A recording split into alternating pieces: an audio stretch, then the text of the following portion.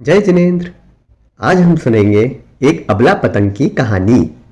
एक बालक बाजार से एक बहुत सुंदर पतंग लेकर आया। वह बालक अपनी सुंदर पतंग को मकान की छत पर ले गया। वहां उसने उसे उड़ाया। पतंग भी ऊपर उठी। वह बालक की डोरी के अनुकूल यहाँ वहां ऊपर नीचे घूमी और उड़ी। उस पतंग ने ऊपर से अपना मकान, मोहल्ला, बाजार, अस्पताल, स्कूल, कॉलेज, बैंक, स्टेशन, थाना, कोर्ट, राजमार्ग आदि देखे। देखकर उसे बहुत आनंद आया। एक दिन पतंग ने विचार किया कि मैंने नगर का सब कुछ देख लिया और उसे बार बार देखकर अब ऊब गई हूं। मैंने वन, शैल, नदी, सरोवर, झील आदि के नाम सुने हैं किंतु देखे नहीं हैं। मेरा मन तो इन चीजों को देखने को मचल रहा है, किंतु मेरी मजबूरी है। मैं परतंत्र हूँ। मैं डोर से बंधी बालक की कठपुतली हूँ। मुझे जिस ओर मेरा मालिक चाहता है उस ओर जाना पड़ता है। ना मैं ऊंची उड़ सकती हूँ और ना अपनी चाह भरी दिशा में जा सकती हूँ। मुझे दूसरे के इशारे पर नाचना पड़ता है। गुलामी में जीना भी कोई जीना है? वह तो अभिशाप है। वह उदास रहने लगी।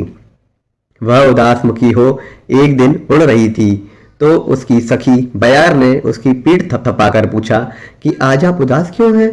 उसने अपने मन की संपूर्ण वेदना अपनी सखी बयार को बता दी और कहा, मैं भी अब अपना स्वतंत्र जीवन जीना चाहती हूँ।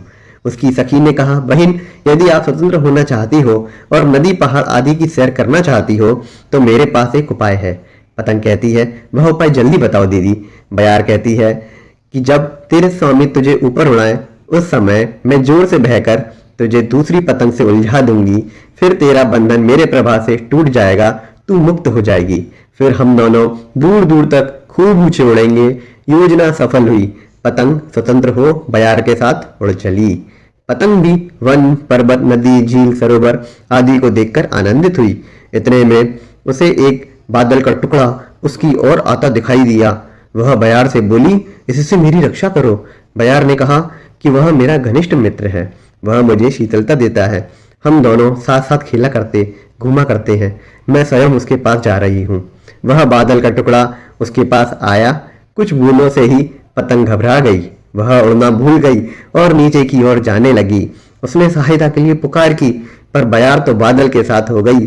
पतंग निसहाय हो नीचे गिरने लगी और अंत में एक कीचड़ भरे स्थान में गिरकर उसके स्वतंत्र जीवन का अंत हुआ। दिखा तो उसने सोचा, जो अपने मालिक की प्रेम डोर में बंधी रहती है वह सौभाग्यवती होती है, और जो इस डोर को तोड़कर स्वतंत्र हो जाते हैं उनकी दशा दुर्भाग्यपूर्ण होती है। तो दोस्तों, इस कहानी से हमें यह शिक्षा मिलती है, जो पतंग डोर से बंधी रहती है उसकी रक्षा होती रहती है। उसी प्रकार जो मनुष्य धर्म रूपी डोर से बंधे रहते हैं उनकी रक्षा होती है, तथा जो धर्म रूपी डोर को छोड़ देता है उसकी हालत पतंग के समान होती है। जय जिनेंद्र।